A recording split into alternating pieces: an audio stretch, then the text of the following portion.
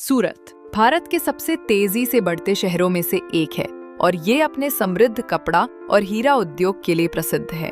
सूरत के व्यावसायिक वाहन प्रतिदिन 9 लाख किलोमीटर से ज्यादा की दूरी डीजल, पेट्रोल और सीएनजी जलाते हुए तय करते हैं। इससे भीड़भाड़, प्रदूषण और ईंधन की भारी खपत बढ़ती है। सूरत को राष्ट्रीय स्वच्छ वायु कार्यक्रम NCAP के तहत एक प्राथमिकता शहर के रूप में चिन्हित किया गया है और इसका कपड़ा बाजार क्षेत्र गाड़ियों से निकलने वाले धुएं से प्रदूषण का एक प्रमुख केंद्र है। सूरत शहर राष्ट्रीय स्वच्छ वायु कार्यक्रम के लक्ष्य को प्राप्त करने के लिए तत्पर प्रयास कर रहा है। यहाँ इलेक्ट्रिक वाहनों की भूमिका समझने के लिए WRI इंडिया ने सूरत के टेक्सटाइल बाजार में सर्वे किया। टेक्सटाइल मार्केट में चलने वाली गाड़ियों के मालिक और व्यापारी ऐसे इलेक्ट्रिक वाहन चाहते थे जो भरोसेमंद हों, भारी सामान ढो सके, आरामदायक हों और जिनकी लागत कम हो। लेकिन जब बात आई EV अपनाने की तो धारणा बिल्कुल अलग थी।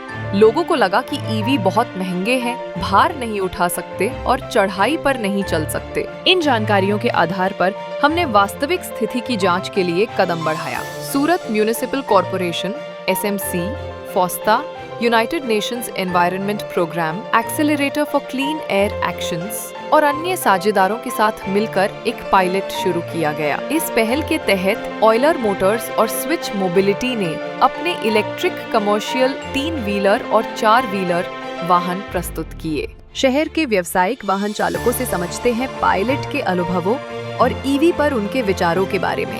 जैसा कि हम लोग दिन भर में डीजल डालते हैं इसमें 1000 रुपए का, तब जाके 3 फेरे लगेंगे। अपने एक बार फुल चार्ज करने में जो कि 4 घंटे में करीब चार्ज हो जाती है, इसके बाद ये 130 किलोमीटर के आसपास चलती है। वही हम अगर डीजल गाड़ी से 130 किलोमीटर चलाते हैं ना, तो हमारा 1000 से 1200 रुपए का डीजल खर्च होता है। गाड़ी में 1-1.5 टन माल भी भरा मैंने। माल भर के पुल चढ़ने में कोई दिक्कत नहीं हुई, उतरने में कोई दिक्कत नहीं हुई। ट्रैफिक के एरिया में से भी एकदम आराम से निकल के मार्केट में माल आके मैंने बराबर ढंग से खाली भी की। 2 ब्रिज उतरे, क्रश था, पूरा सुबह का टाइम था, माहौल पूरा क्रश का माहौल था। आराम से आई गाड़ी, आराम से चली, चलाने में कोई दिक्कत नहीं।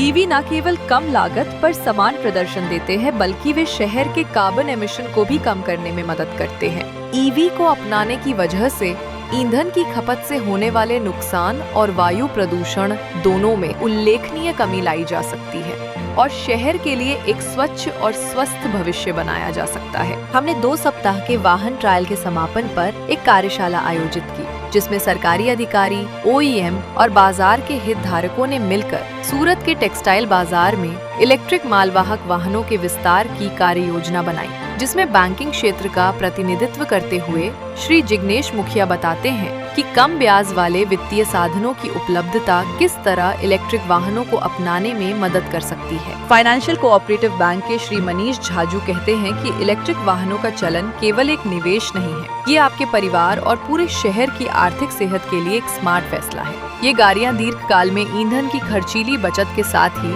स्थानीय अर्थव्यवस्था को भी मजबूती देती है। सूरत के कपड़ा व्यापारियों की तरफ से बोलते हुए श्री कैलाश हकीम ने कहा कि इलेक्ट्रिक वाहनों को बढ़ावा देने के लिए बाजार स्तर पर प्रोत्साहन और सरकार की सहायक नीतियां बहुत जरूरी हैं। शहर प्रशासन की ओर से श्री जतिन देसाई ने इस बात पर जोर दिया कि वाहनों को इलेक्ट्रिक विकल्पों में बदलना हवा की गुणवत्ता सुधारने और लोगों के स्वास्थ्य के लिए बहुत महत्वपूर्ण है। सूरत प्रशासन शहर को बेहतर बनाने के लिए प्रतिबद्ध है। उनकी ग्रीन व्हीकल पॉलिसी इस दिशा में एक मजबूत कदम है। सूरत का इलेक्ट्रिक वाहन पायलट केवल तकनीक तक सीमित नहीं है, ये शहर, उसके लोगों और पर्यावरण के लिए आगे बढ़ने का एक जिम्मेदार कदम है।